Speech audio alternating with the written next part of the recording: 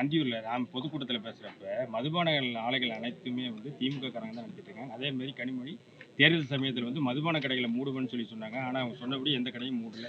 மதுபான கடைகள் வந்து 500 கடைகள் நாங்கள் மூடி இருக்கிறோம். வரிசையா படிப்படியா அதை எடுத்துட்டு வரோம். நான் இதை பத்தி பல தரம் சொல்லிட்டேன். இல்ல நேற்று குற்றச்சாட்டு சொன்னது இல்ல அவர் வந்து எல்லாரும் ஒவ்வொரு குற்றச்சாட்டும் ஒரு தரம் சொல்லிட்டே இருக்காங்க. ஆனா அதுக்கான நடவடிக்கை நாங்கள் எடுத்திருக்கிறோம்.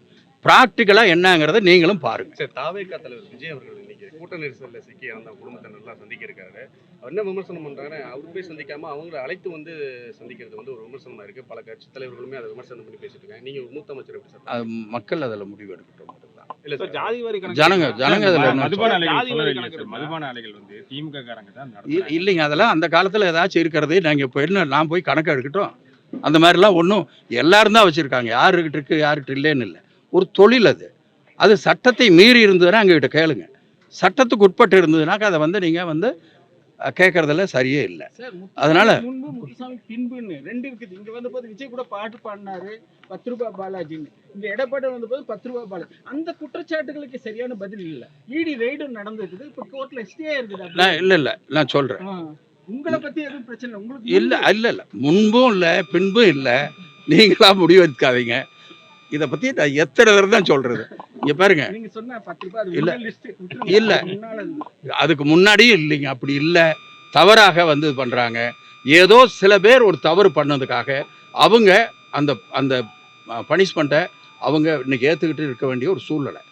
நான் எங்களுடைய தொழிலாளிகளை நான் விட்டு கொடுக்க கூடாது, அதனால் நான் அதை சொல்லலை. ஆனால் இந்த மாதிரி யாருக்கு பண்ணாங்களோ அவங்க மேலே நடவடிக்கை எடுக்கப்பட்டிருக்கிறது. அவங்க மேலே இப்போ வந்து டிபார்ட்மெண்ட் ஆக்ஷன் எடுத்திருக்கு. எனவே அவங்கள வந்து நான் இந்த மாதிரி காட்டி கொடுத்துக்கிட்டு இருக்கக்கூடாது. ஆனால் நடவடிக்கை என்பதை நாங்கள் விட்டு கொடுக்கவில்லை. முன்னாள் அமைச்சர் செந்தில் பாலாஜியுடைய பிறந்தநாள் விழாவில் அடிக்கப்பட்ட போஸ்டர்கள் கலைஞர், பெரியார், அண்ணா இதெல்லாம் இல்லை, இது தவறான்னு சொல்லி முன்னாள் NKKP ராஜா வந்து மூத்த நிர்வாகிகள் யாரோ ஒருவர் அடிக்கும் பொழுது அது பாலாஜி பொறுப்பல்ல. யாரோ அடிக்கும் போது எல்லாரும் இல்லை, அவரே கூட இன்னொருத்தல ஒழுங்காக போட்டார். அதனால் எங்கோ தவறுதலாக நடந்திருக்கிறது. நாங்கள் பொறுத்தவரையிலும் எங்களுடைய திட்டம், நாங்கள் இங்கே வச்சிருக்கிற ஒரு வழிமுறை என்னென்னா, தலைவர்களுடைய படம் மட்டும்தான் போஸ்டில் இருக்கணும், தட்டியில் இருக்கணும், தட்டி பொது இடங்களில் வைக்கக்கூடாது. அப்படிங்கிறதெல்லாம் நாங்கள் திட்டவட்டமாக வச்சு நாங்கள் பண்ணிகிட்டு இருக்கோம். அது ஏதாச்சும் தவறு இருந்தால் நாங்கள் ஒழுங்கு பண்ணுறோம். இல்லை, ராஜா வந்து மிக மூத்த ஒரு கட்சிக்காரர். அவர் சொல்லியிருக்காருன்னா அதை எடுத்து என்னன்னு பார்த்துட்டு நாங்கள் அதுக்கான ஏற்பாடு செய்யணும். விவசாயிகள் பாதுகாப்பா இப்போ நெல்லில் என்னென்ன பண்ணியிருக்காங்கன்னு அத்தனையும் சொல்லிட்டாங்க. எவ்வளோ நடவடிக்கை எடுக்கப்பட்டிருக்கிறது என்பதை அவ்வளவும் எடுத்து சொல்லிட்டாங்க. அதுக்கு உண்டான ஏற்பாடு பண்ணி அமைச்சர்கள் போயிட்டு இருக்காங்க. டெப்டி சிஎம் அங்கே போய் பார்த்தாருங்க. எல்லாம் போய் பார்த்துருக்குறாங்க. எதிர்கட்சிகள் வந்து பாராட்டுவாங்கன்னு தான் நாங்கள் எதிர்பார்க்க முடியும். சார் ஒரே ஒன்று சார், இந்த நந்தவன தோட்டம்னு சொல்லிட்டு ஆமாம் சத்தி ரோட்டில் ஒரு ஃப்ளெக்ஸ் வச்சுருந்தாங்க. இந்த மாதிரி நாங்கள் தேர்தலை புறக்கணிக்க போகிறோம்னு சொல்லிட்டு 4 ஆண்டுகள் வச்சுருக்காங்க. அதான் ஒரு 4.5 ஆண்டு காலமாக அந்த ஒரு குறிப்பிட்ட அதுதான் சொன்னேன் நான் உங்களுக்கு. இந்த சத்தி ரோடை ஹைட் பண்ணி போடும் பொழுது, அந்த டிச்சை ஹைட் பண்ணி கட்டும் பொழுது அங்கேயே தான் இருந்தாங்க. அந்த நண்பர்கள் போய் இந்த மாதிரி எங்கள் வீட்டு தண்ணி எப்படி போகும்னு அவங்க கேட்டிருக்கலாம், கேட்கல. சரி ரைட்டு, அதுக்காக அவங்கள நாங்கள் குற்றம் சொல்லலை. அவங்களுடைய வீதிகள் பூரா கீழே போயிடுச்சு. அதை எப்படி மேலே கொண்டு வரதுன்னு போய் பார்க்குறோம். அந்த தண்ணியை மேலே கொண்டு வரதுக்கு இங்கே டிச்சை ஆழப்படுத்தினாலும் அந்த தண்ணி வந்து சேராது. இங்கே வந்து ரோட்டில் வந்து 0 பாயிண்ட்னு வச்சோம்னாக்க 6 அடி கீழே இருக்குது.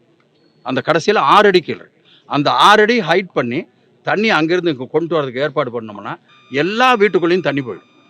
ஏன்னா ரோடு 6 அடி போயிடும், டச்சு 6 அடி போயிடும். இப்போ இருக்கிற வீட்டிலேருந்து ஒரு தண்ணி கூட வெளியில் வராது. அதுக்காக அதை செய்ய முடியல. இந்த பக்கமும் ஆழப்படுத்தி கொண்டு வரதுக்கு போதிய அளவுக்கு இடம் இல்லை.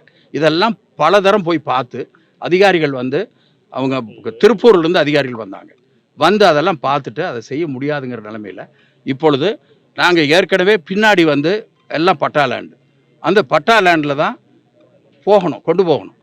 அவங்ககிட்ட பேசி பார்த்தா அவங்க ஒத்துக்கலை. இப்போ அவங்கள வந்து நாங்கள் ஒரு வேறு மாதிரி ஏற்பாடு பண்ணி அதை செய்கிறதுக்கான பண்ணிக்கிட்டு இருக்கிறோம். அதனால் இந்த சிக்கல்களை அவங்க உணர்ந்திருக்காங்க. அதுக்கு பின்னாடி அந்த தட்டி வச்சவங்கள அந்த ஜனங்க என்ன சொன்னாங்கன்னு நீங்கள் போய் ஒரு தடவை அங்கே கேளுங்க. இல்ல இப்ப நீங்க முறையா அந்த பதில சொன்ன மாதிரி அங்க போய் பொதுமக்கள் அந்த வார்டு இங்கே இதை செஞ்சுக்கிட்டு இருக்குங்க. இல்ல சார், வார்டு கவுன்சிலர் இல்லை அது யாரோ ஒருத்தர் வந்து முறையில்லாம பேசியிருக்கிறதா ஒரு தகவல் வந்து. அப்படிலாம் எனக்கு இல்லை, அப்படிலாம் இல்லை. பதவி கொடுக்காதனால தான் நான் அது வந்து எனக்கு வந்து கேட்காதீங்க அப்படின்ற மாதிரிலாம் சொல்லி இல்லை இல்லை அப்படிலாம் இல்லை. அந்த ஏரியா கவுன்சிலரே அப்படி சொல்றது வந்து அப்படிங்கறத அந்த பகுதி மக்கள் குற்றம் சரி அப்புறம் புறக்கணிக்கிறாரு அவரு. சரி அப்படியெல்லாம் இல்லை. எனக்கு தெரிஞ்சு அப்படி இல்லை. துணை மேயர் ஒருத்தர் தாங்க போட முடியும். இல்ல சார், அவருக்கு கொடுக்கலன்றதுக்காக தான் அவருடைய பதில் அது. அவர்கிட்ட வராதீங்க, அடுத்து நான் போய் இருங்க. இருக்குமே அப்படின்ற மாதிரிலாம் கொடுக்கல, அதனால நான் அதனாலதான் பொதுமக்கள் கொந்தளிச்சு அந்த முடிவுக்கு வந்து பரீட்சையிலே எவ்வளவு கேள்வி கேட்குறீங்க. அதாவது நாங்க போய் அங்க பண்ணியிருக்கோம். தட்டி வச்சது யாருக்கு வச்சாங்க? எங்களை நோக்கி தானே வச்சாங்க. கமிஷன் அப்போ கவுன்சிலரை நோக்கி வச்சிருக்கலாம்ல. அதனால அப்படிப்பட்டது அல்ல. கவுன்சிலரும் அந்த மாதிரி சொல்லலை. நாங்கள் அதை செய்யறதுக்கான ஏற்பாடு செஞ்சுட்டு இருக்கோம். என்னை பார்த்தாங்க அங்கே இருக்கிற பெண்கள், அவங்ககிட்ட இதெல்லாம் எக்ஸ்பிளைன் பண்ணோம்.